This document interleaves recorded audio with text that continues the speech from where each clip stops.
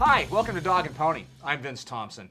Imagine attending an international trade show, catching your favorite keynote speech, even networking with potential business partners, all without leaving the comfort of your desk.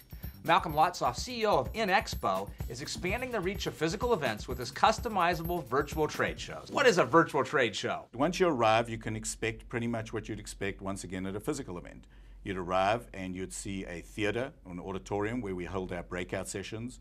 You'll see a three-dimensional exhibit hall with many booths, and then you go into the booths and interact with the booth representatives and ask them questions, talk to them either through text chat, video chat, and pretty much engage. And that's the goal here at the end of the day, is to go beyond the normal interaction with a website, which is more click and download and get information. And this is taking the Web 2.0 approach, where you're actually interacting with people at the site as well. There's some instant benefits, right?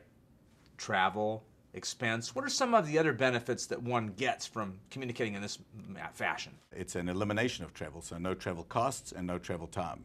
But the other benefits are more generic: branding, lead generation, pipeline acceleration, networking, education. So there are lots of different benefits. Given that this has moved from a physical space to an online space where many more of the elements are trackable, I'd imagine you get quite a bit of data. Absolutely. That's one of the big advantages we have, in that everything that happens at the event is tracked. And when we combine all that information together with their profile, which we've captured, we have a huge amount of information that's relevant, especially for lead generation. When it's a physical environment, you really don't know who was there and who wasn't there.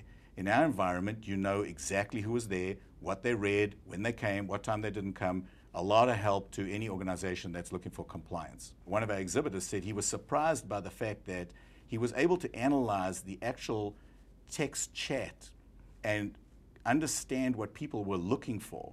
And by understanding what people were looking for out of his product line, he was then able to communicate that back to sales reps.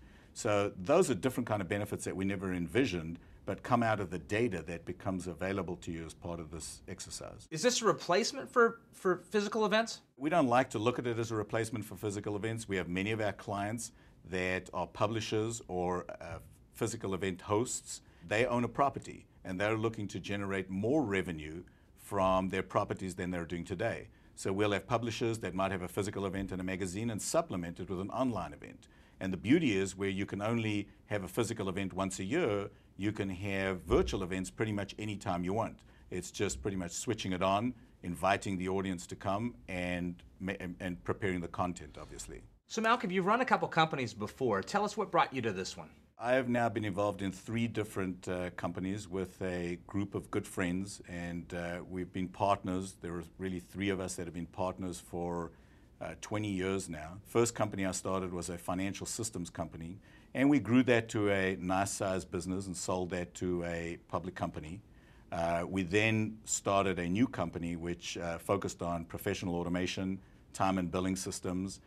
We built that also up to about 150 people and sold that to a pre-IPO company. After that, we took a little bit of a break.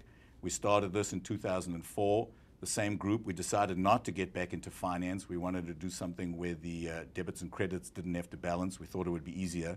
It's not necessarily much easier. It's still building software. But the beauty is that I have a group of people that have been together with us for 20 years, and there are probably 15 people in our company today that started with us 15, 20 years ago. What's the secret to building a great team like that sticks together? We have some fundamental principles in the company that we've stuck with for many years. They are basically knowledge and care. There are times when we go out on a sales call and somebody will say to us, well, who's the CEO here? Because you're all like jumping in whenever you want to jump in. And we have a story. I'm C in CEO. I'm control and concepts. My other partner is E. He's responsible for the company's environment and entertainment. And then we have a third partner, he's O, and he does all the work, he's operations. So we all know what we're supposed to do, and we do what we do well, and we really don't step on each other's toes, and it's lasted for 20 years. Amazing, amazing. Malcolm Lotzof, thank you so much for being on Dog and Pony. Thanks, Vince. Great to be here. CEO of InXpo. As always, if you have questions, comments, ideas, just want to hang out and read our blog, you can do so at dogandpony.com. I'm Vince Thompson. Thanks for watching.